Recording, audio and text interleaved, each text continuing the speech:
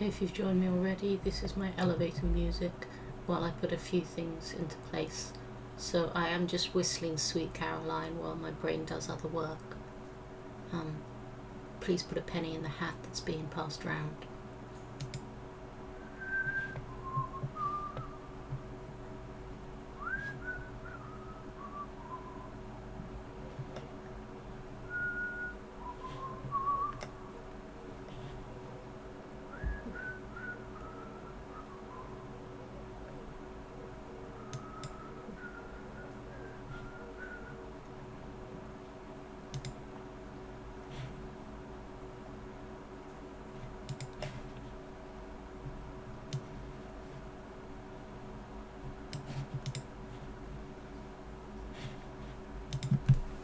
Okay, so what I've got here today is I want to practice my usual gesture drawing plus outline plus colour, which I'm currently using to make little cartoony things.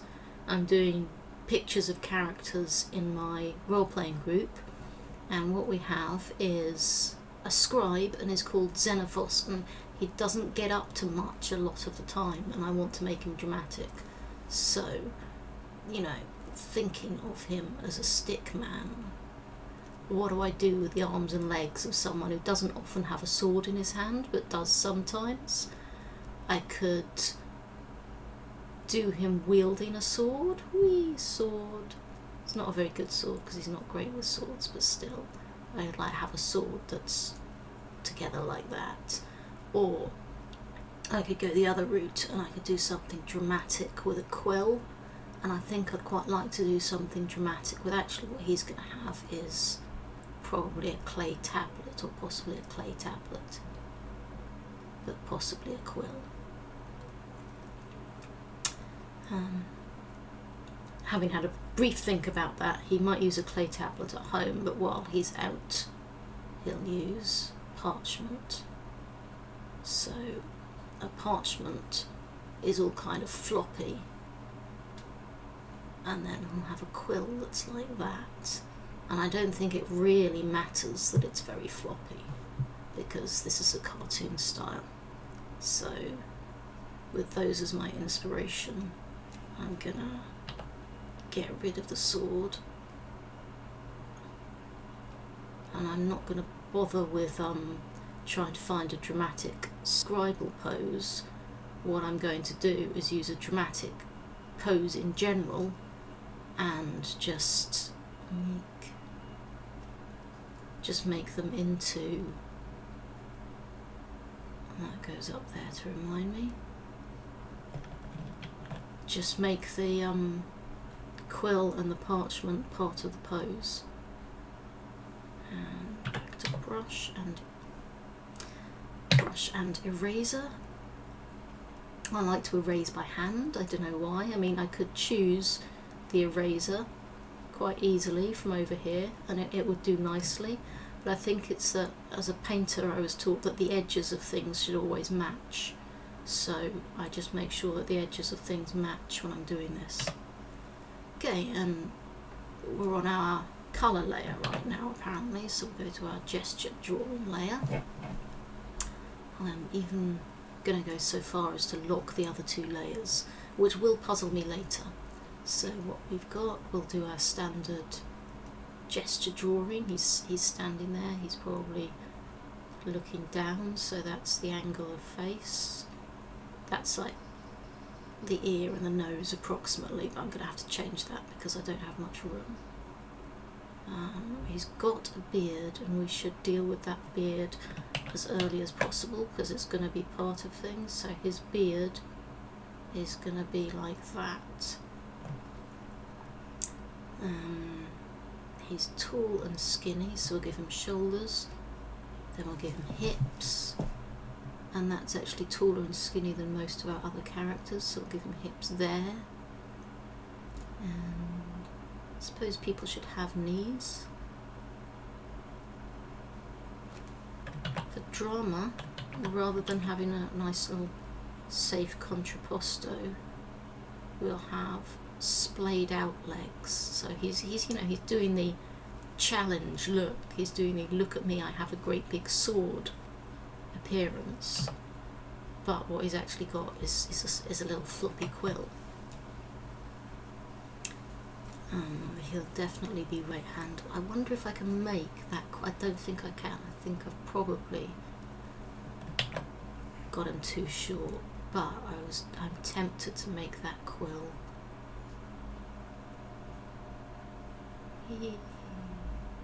Quill. Which means that he's got to have, yeah, that's way too tall. You know, if you lift your elbow up, which I've just done, it kind of hits the side of your head. But that's fine, it can be either a crowny flame or a quill. Gently destroy all of this stuff anyhow. Yeah, that looks a lot less idiotic. We've stretched the ribcage out that way, so he's holding his parchment. Again, don't make the elbows too long or big. It's coming out towards us a little bit, but not much. We want the hand here, which means that actually the parchment is about there, held in his hand. That's like magical hand that's levitating it, but that's fine.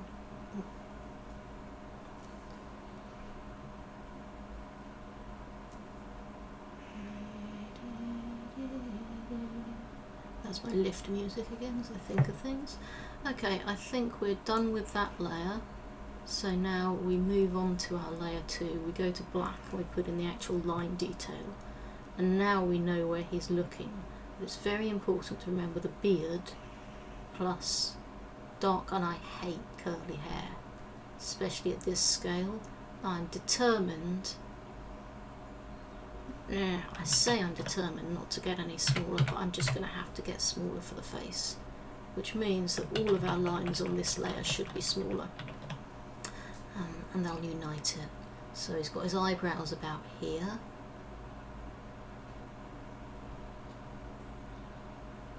Darken them by repetition, not by pressing, because pressing will make it thicker. He's got little eyes there.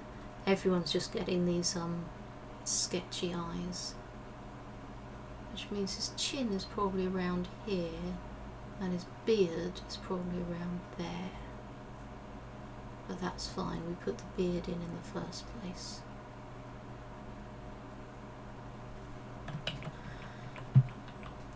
I think we're going to try to do what we were doing before and just outline it, and then we'll colour in afterwards. So on our colour layer we'll try and make some more sense of the beard. Oh yeah, that's better with a thin look. The last time I did him, I got this order, do me a chibi of him. It's like, chibi, this guy. And he ended up with quite a lot of hair. So I'm gonna throw that hair around on him again. Give him something like a forelock. And I'm sure that at this point it's mostly only artists watching me, but if you're not, you can, well, if you are, you'll know this, and if you're not, I'm going to tell you. I'm basically deciding which lines I like and going with those as the most important ones. And fortunately for cartoons like this, I don't really need to worry about anatomy. I'm going to be doing a little bit of twisting now. I love Krita's shortcut keys for this. He is this skinny basically, so I'm going to make sure that all his limbs stay skinny.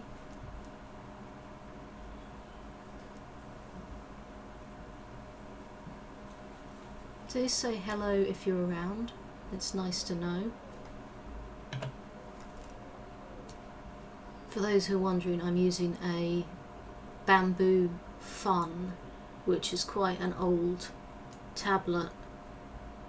It works for me, but it does mean that I'm not looking directly at what I'm doing, and so I get my right hand bias made a lot more significant. We're doing drama, so let's remember to splay those little fingers.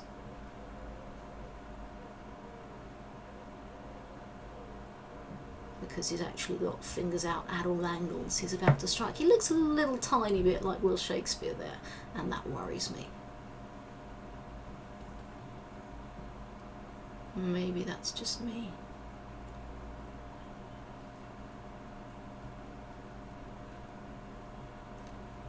I'm approximately following on. I don't yet have any notion of where he's going to be clothed, so I might do the colour and then return to the outlines, or I might do probably something sweeping and dramatic, because I think that having a robe or a cloak come out like that is actually really cool. So now that's what's happened.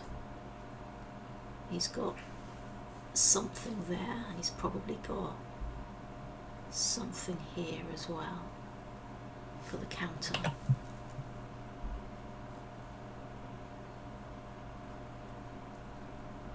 That's a bit too much, but I really like the way it goes like that, so maybe like that. And then the bottom of that, the back of this is going to have to come in somewhere. So if I get rid of the skirt, or make the skirt much more reasonable, and people in this culture, the men do wear skirts, so that's cool and fine and all. I'll give him a little bit more room because he's getting dramatic hero leg spreading. So where does this come down? I think it comes down like that. Goes behind and then comes in front of the skirt. I think that's how his clothes go. That's to there, so that's to there, and I think that'll be a lot more clear in the colouring. And then we'll give him some slightly lumpy lines there, because they're now representing his ribs, because he's so awesome that he's just bare-chested.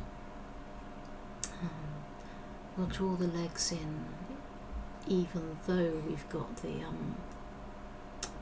all the clothes in the way, because we might as well have them.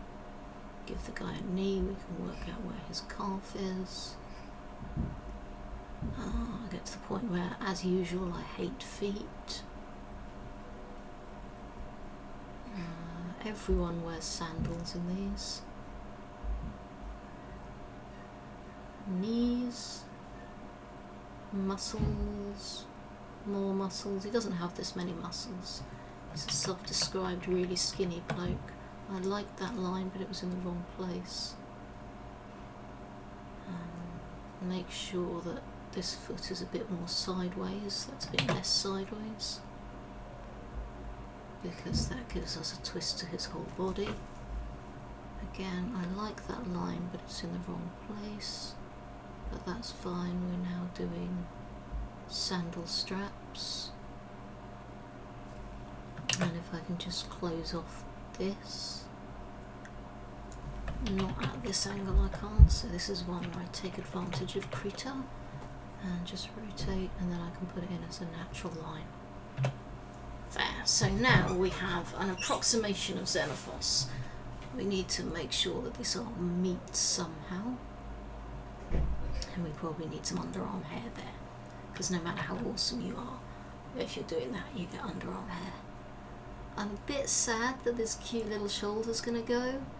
There's no way to really add that cuteness on the other side, but I have committed to stupid clothing, so we'll lock this layer and we'll go on to the next layer. It doesn't have to be in. Actually, well, let's solve the problem of the hair first. And the hair needs to go about here. So all we're doing is darkening it down. The black layer is doing most of the work. We're leaving some highlighty bits, and we're making sure that the beard at least leaves a suggestion of a mouth. And yeah, we'll leave a highlight. Instead of that highlight I was leaving, we're extending the grey to make his hair more expressive. Oh, I forgot to do the quill. I completely forgot to do the quill. Back to black. and I am now earwormed. I'm not going to quote what I'm earwormed by. It starts off pretty solid. Okay, he's right-handed. That means we're looking at the back of his hand, and oh god, I've decided to have him holding a quill. And I'm holding my own pen, so I can't really use myself as reference, but he's going to have a little curled finger round there. He's going to have lots of little curled fingers round. Don't care currently if they're claws. You won't be able to see the thumb because that's behind the back of the hand. I have no idea what hands look like. But that's fine, we want drama, we don't want accuracy. Keep telling ourselves that, and all will be well.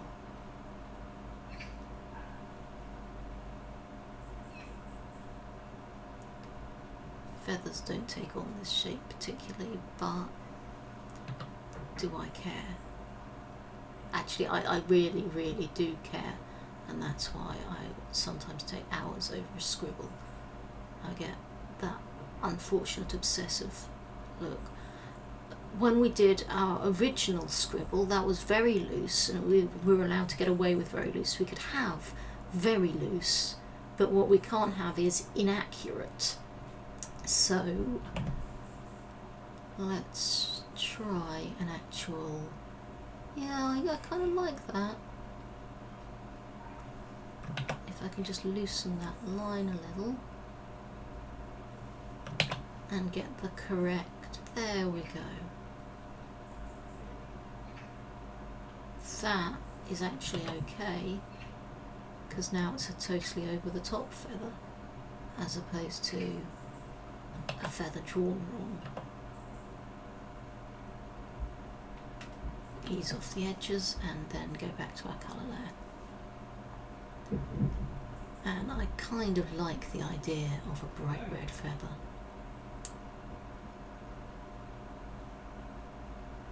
I think someone's looking for me, so I'm muting me really briefly. Hello?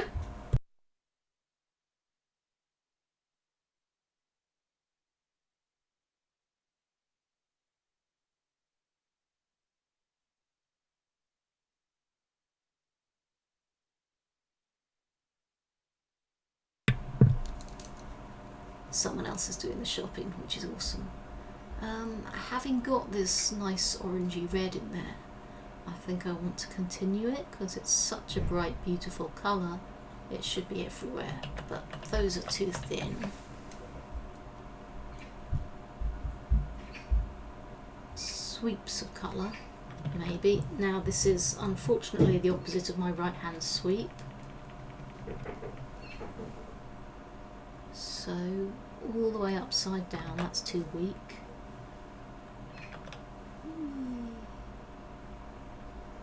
No, I think we've got to go with the original I am right-handed look from up here.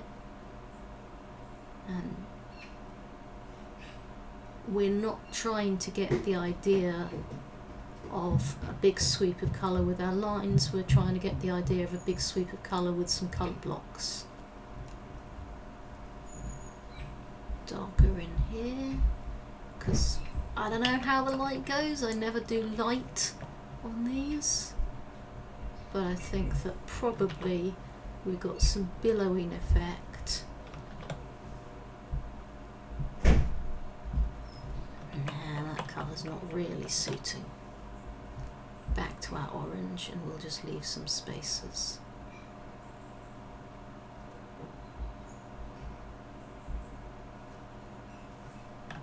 All too solid.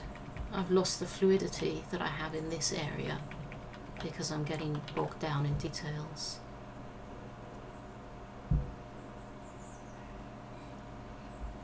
I am still earwormed by Amy Winehouse, Back to Black.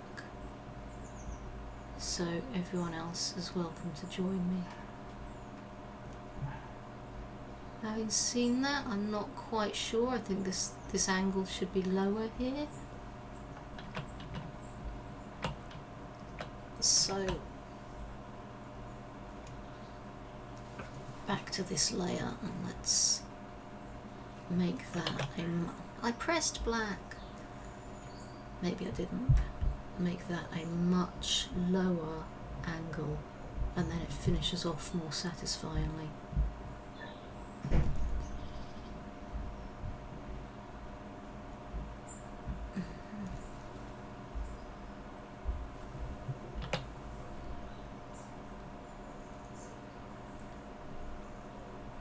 Yeah, that gives more room for the skirt to kind of be established as an item, which is cool.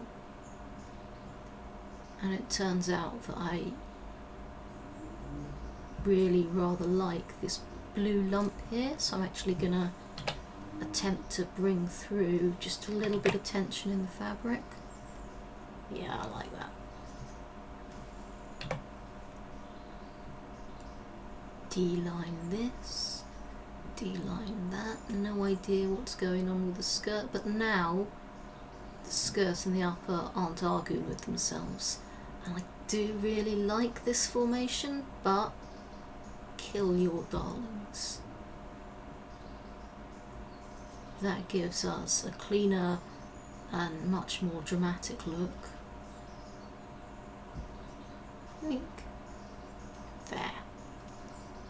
Now we can return to this, and now there's much more satisfaction in the angle of how this fades out. It's going somewhere, it's not just going straight left to right. It's actually got things to do. I wonder if we want colour edges. I think I can't do it because I think that's not the style we've got elsewhere, but that is quite good fun. What clothes is he wearing? Let's do his skin tone first. He comes from a relatively warm area, so one of the reasons he doesn't need to wear much is it's hot.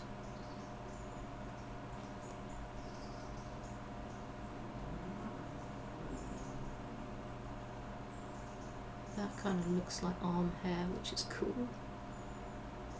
Normally I don't get rid of the blue background, I like to leave it there as a counter colour. But you can see that it is muddy in this brown lot, so I might actually lighten that when we're done.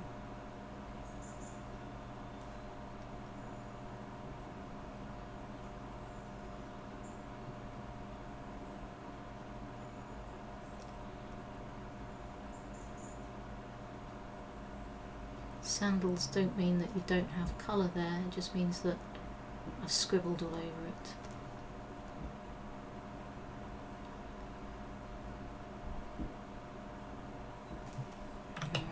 That did the opposite of what I wanted. I want a long run down there, but actually if I add it in colour, it destroys it.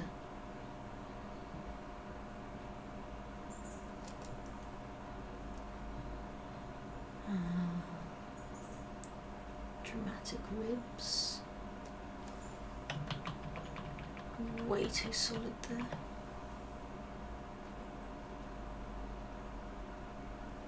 Thin lines help. Yeah, okay, I'm starting to like this.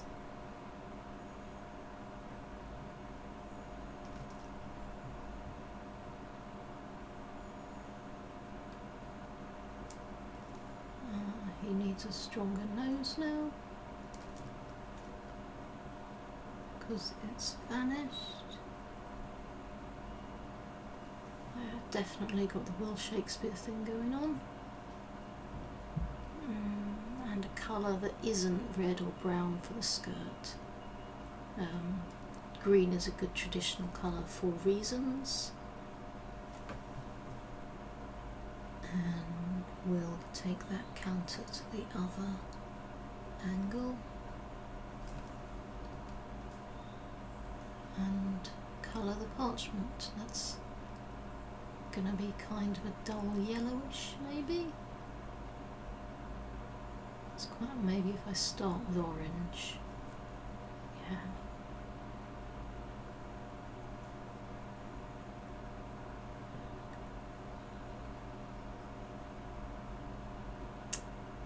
So I'm wondering if I have a problem here with opacity.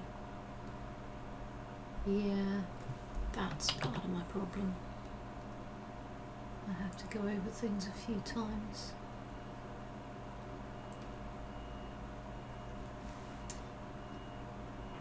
I could consider doing a different brush, but I kind of like the one I'm working with. I always want to start and finish with the same one just for the amount of detail. But on the other hand, darkening down this side isn't really a problem. It looks like I've done it on purpose. And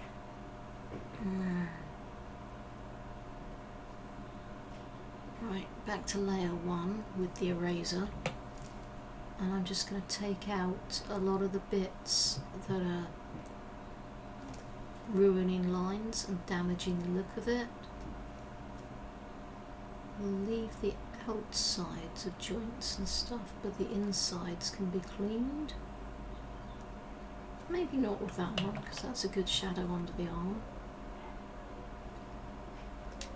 And basically just making sure that internal detail can be seen while we actually still stick to the main build that we've got.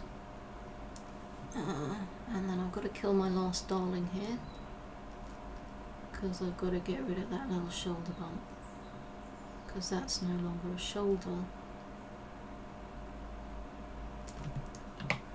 That's part of a dramatic swirl.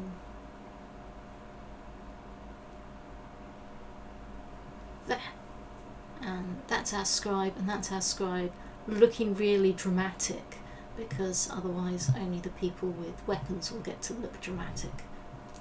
And that is what I did on my holidays. Thank you for joining me and for watching. I've enjoyed doing this, but do say hello if you haven't said hello already. Closing off now, I think.